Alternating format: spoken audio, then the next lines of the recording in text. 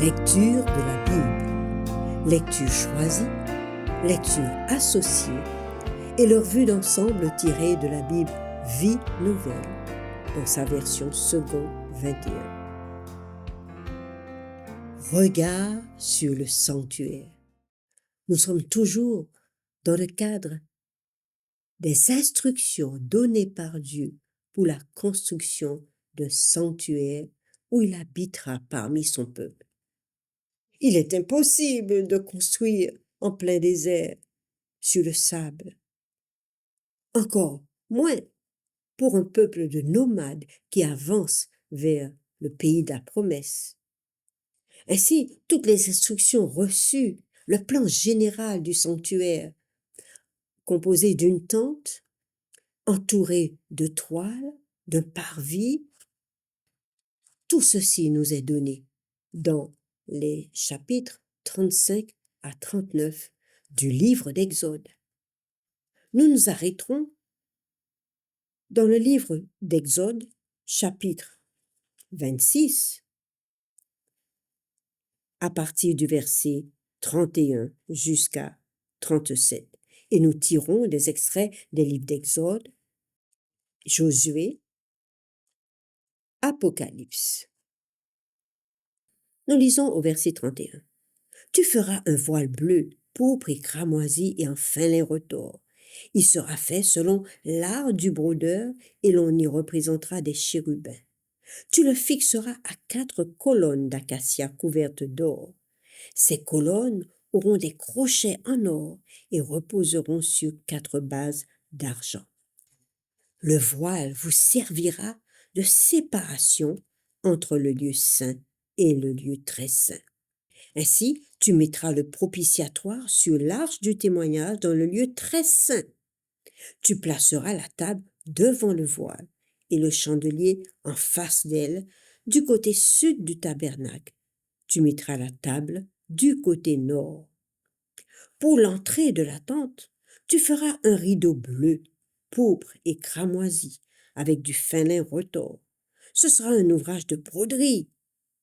Tu feras pour ce rideau 5 colonnes en acacia et tu les couvriras d'or. Elles auront des crochets en or et tu fondras pour elles 5 bases en bronze. Ainsi, le voile qui séparait dans la tente le lieu saint du lieu très saint devait être en bleu, pourpre et cramoisi. Détail très intéressant qui est répété très fréquemment pour tout ce qui concerne les voiles, les tissus, les vêtements sacrés. Nous lirons dans Exode chapitre 35 à partir du verset 29. Toute l'assemblée des Israélites sortit de la présence de Moïse. Tous ceux qui étaient bien disposés et animés de bonne volonté vinrent apporter une offrande à l'Éternel pour les travaux de la tente de la rencontre, pour tout son service et pour les vêtements sacrés. Des hommes et des femmes vinrent, tous ceux dont le cœur était bien disposé, apportèrent des boucles, des anneaux, des bagues, des bracelets, toutes sortes d'objets en or. Chacun présenta l'offrande d'or qu'il avait consacrée à l'Éternel. Rappelons-nous que lorsqu'Israël a quitté l'Égypte, Israël a dépouillé les Égyptiens qui leur ont donné des vases, de l'or, vraiment dans le but de les chasser. Verset 23. Tous ceux qui avaient des étoffes teintes en bleu, en pourpre et en cramoisi, du fin lin et du poil de chèvre, des peaux de bélier teintes en rouge et des peaux de dauphin, ils les apportèrent.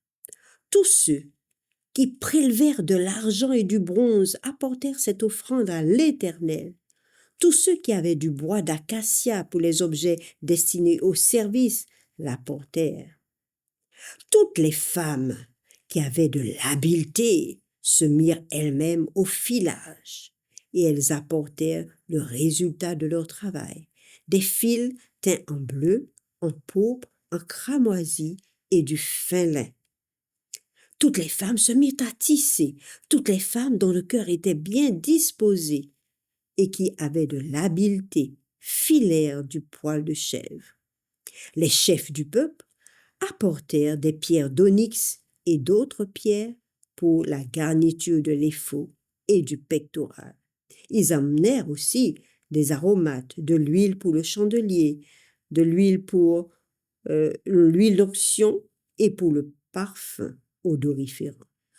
Tous les Israélites, hommes et femmes, dont le cœur était disposé, contribuèrent à l'œuvre que l'Éternel avait ordonnée par l'intermédiaire de son serviteur Moïse. Et ils apportèrent ces offrandes volontaires à l'Éternel. Au chapitre 39, verset 1er, nous lisons: Avec les étoffes teintes en bleu, en pourpre et en cramoisi que filèrent les femmes, on fit les vêtements pour le service dans le sanctuaire ainsi que les vêtements sacrés pour Aaron, comme l'Éternel l'avait ordonné à Moïse. Ensuite, il y a eu d'autres particularités. La confection de l'éphod. On fit l'éphod en or. C'était une tunique ornée de pierres précieuses, de plaques aussi. Et on fit une écharpe qui se nouait autour de la taille du grand prêtre, par-dessus l'éphod, du même matériau d'ailleurs que l'éphod, c'est-à-dire en fin lin retors. L'écharpe était en or, en fil bleu, pourpre et cramoisi et en fin lin retors, comme l'Éternel l'avait ordonné. On entoura les pierres d'onyx de montures en or, et on y grava les noms des fils d'Israël, comme on grave des cachets. On les mit sur les bretelles de l'éphod en souvenir des fils d'Israël, comme l'Éternel l'avait ordonné à Moïse. On fit aussi le pectoral. C'est un genre de plastron, selon l'art du brodeur. Et il était également en or, en fil bleu, pourpre et cramoisi et en fin lin retors. Ainsi, les Israélites firent tous ces travaux en se conformant à tous les ordres que l'Éternel avait donnés à Moïse. Étrange couleur, bleu, pourpre et cramoisi. J'aimerais évoquer avec vous la couleur bleue. Un poète disait: le vol de l'oiseau bleu qui guide l'enfance heureuse. Nous pouvons penser que la couleur bleue évoquait la naissance de Jésus, sa venue parmi les hommes en tant que bébé de la crèche. Puis, la couleur pourpre, rappelons-nous dans Jean 19, versets 2 à 5, quand Jésus fut arrêté, pour le railler, on lui mit un manteau de pourpre que portaient les rois. Puis, on l'emmena pour être crucifié, et sur la croix, son sang rouge foncé, cramoisi, coula le long de la croix. On peut donc penser que dans le sanctuaire, toute la mission du Christ était déjà annoncée. Sa naissance, sa mort, son arrestation et sa mort. Quant au fin lin, le fil de lin qui était fait avec des tiges de lin, subissait un long processus de transformation. Ainsi, nous avons dans le livre de Josué, chapitre 2, un exemple de ces tiges de lin. Nous lisons pour vous. Josué, fils de Nun, fit partir secrètement de Sittim 2 espions en leur disant: allez explorer le pays, en particulier Jéricho. Ils partirent et arrivèrent dans la maison d'une prostituée du nom de Rahab, et ils y couchèrent. On dit alors au roi de Jéricho, des Israélites sont arrivés cette nuit pour explorer le pays. Le roi de Jéricho envoya dire à Rahab, fais sortir les hommes qui sont venus chez toi, qui sont entrés dans ta maison. En effet, c'est pour explorer tout le pays qu'ils sont venus. La femme prit les deux hommes et les cacha. Puis elle dit, il est vrai que ces hommes sont arrivés chez moi, mais je ne savais pas qui c'était, d'où ils venaient. Et au moment où l'on allait fermer la porte, à la tombée de la nuit, ils sont partis. J'ignore où ils sont allés. Dépêchez-vous de les poursuivre et vous les rattraperez. Mais elle avait fait monter les espions sur le toit et les avait cachés sous des tiges de lin qu'elle y avait arrangées. Ces hommes les poursuivirent par le chemin qui mène jusqu'au gué du Jourdain et l'on ferma la porte à leur départ. Tiens, il est vrai qu'à l'époque, les étoffes, les tissus, les fils étaient à l'origine l'apanage au féminin. C'était les femmes qui étaient chargées de tisser, de fabriquer des étoffes et de fabriquer le fil de lin retors. Ainsi,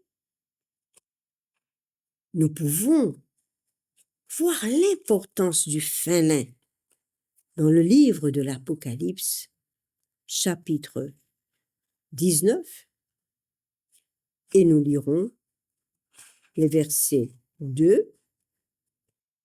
Oui, ses jugements sont vrais et justes, car il a jugé la grande prostituée qui corrompait la terre par son immoralité. Il a vengé ses serviteurs en leur redemandant leur sang qu'elle a versé. Cette grande foule dit une seconde fois « Alléluia !» et la fumée de cette ville s'élève au siècle des siècles. Alléluia, car le Seigneur notre Dieu Tout-Puissant a établi son règne. Au verset 7, réjouissons-nous, soyons dans la joie, rendons-lui gloire, car voici le moment des noces de l'agneau, et son épouse s'est préparée. Il lui a été donné de s'habiller d'un fin lin éclatant pur. En effet, le fin lin, ce sont les œuvres justes des saints. L'ange me dit alors, écris, heureux ceux qui sont invités au festin des noces de l'agneau. Puis il ajouta, ces paroles sont les véritables paroles de Dieu. Je tombai à ses pieds pour l'adorer, mais il me dit, garde-toi de le faire. Je suis ton compagnon de service et celui de tes frères et sœurs qui gardent le témoignage de Jésus. Adore Dieu, car le témoignage de Jésus est l'esprit de la prophétie. Oui, aucun homme ne doit adorer un autre homme, ni une idole. Au verset 11 de ce chapitre 19 d'Apocalypse, ensuite, je vis le ciel ouvert, et voici qu'un cheval blanc apparut. Celui qui le montait s'appelle fidèle et véritable. Il juge et combat avec justice. Ses yeux étaient comme une flamme de feu. Il y avait de nombreuses couronnes sur sa tête. Il portait un nom écrit que personne d'autre que lui ne connaît. Il était habillé de vêtements trempés de sang. Son nom est la parole de Dieu. Les armées célestes le suivaient, montés sur des chevaux blancs, habillés de fin lin, blanc et pur. Le grand prêtre devait porter le pectoral, genre de plastron sur la poitrine, sur l'épaule. Et chaque fois qu'il se présentait devant l'Éternel, il rappelait au souvenir de l'Éternel son amour pour les 12 tribus d'Israël, gravé sur le cœur d'Aaron. Il est intéressant de souligner l'expression que Dieu a employée. Tu porteras ce pectoral sur ton cœur. Jésus, qui est au ciel comme grand prêtre, porte aussi nos noms sur son cœur devant le Père. Si quelqu'un a péché, nous dit Jean, nous avons un avocat auprès du Père, Jésus-Christ le juste. Il opère une œuvre de transformation telles les tiges de lin travaillées jusqu'à l'obtention d'une étoffe magnifique, un tissu de noblesse porté par le vainqueur, comme Jésus revenant dans sa gloire avec ses anges. Tous ils étaient revêtus de fin lin éclatant et pur. Le fin lin représente aussi les œuvres justes des saints. Si nous considérons la transformation du lin, il faut le faire tremper, le sécher au soleil, l'égrainer ou le peigner, puis ensuite le travailler. Un long processus, mais quel résultat! Harmonie, beauté, élégance dans le toucher, la légèreté, dans la forme, mais aussi dans la finesse, dans la justesse. Le symbole du vêtement est très parlant dans la Bible. Ils sont des éléments les plus mémorables et les plus riches. Cette utilisation du vêtement a des multiples applications comme emblème de l'amour de Dieu. Ne veux-tu pas être revêtu de fin lin blanc, éclatant et pur, qui te couvre de la justice de Dieu? Assurément, Dieu seul est capable de mener en tout homme une transformation semblable.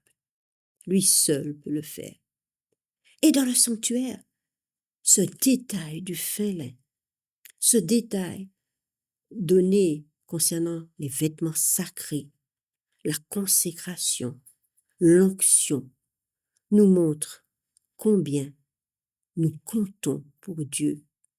Il nous représente là notre histoire, il nous représente là notre rencontre avec lui.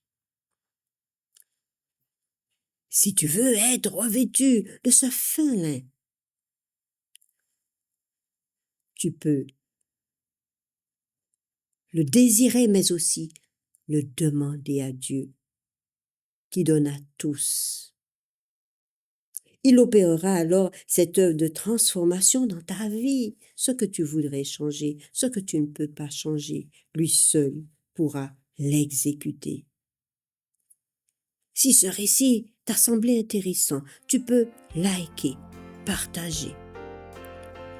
Tu peux aussi t'abonner pour continuer à vivre avec nous cette magnifique expérience de couleur, de beauté, de luxe, de richesse, d'élégance et aussi de victoire.